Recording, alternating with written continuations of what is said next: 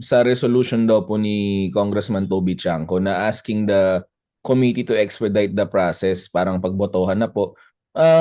Nakita nyo na ba and ano po yung view nyo po dito, ma'am? Hindi ba siya I delikado? I haven't seen that resolution, but of course we are committed not to cause any delay, but we are not going to deviate any step of the rules of impeachment. No, it is necessary that we comply with all the requirements, with all the procedure provided under the rules of impeachment, because we understand that each requirement and step of the entire procedure forms part of the requirement of due process, which we must accord to the respondent, who is the vice president. No, definitely, nasabi ko na to before we are committed not to cause any delay, but we will not compromise, no, the substance of the hearing, and most especially the right to due process of all parties,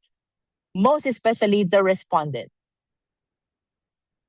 Ma'am, sinasabi kasi ni Congressman Toby na sapat na raw po yung ebidensya na hawak ng committee. Is this your view also? Parang sufficient na raw yung evidence? Parang kasi wala pang ganung ruling yung panel, di ba? Wala pa, because it's part of our impeachment proceeding to conduct a hearing proper, no?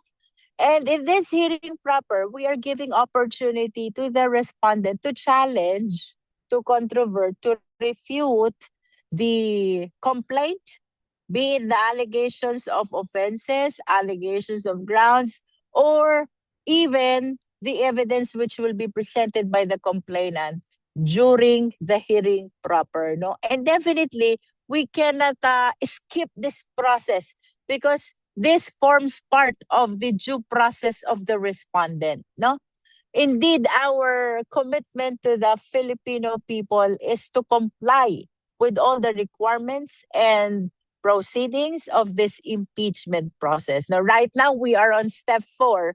And after this hearing proper, we will be proceeding to step 5.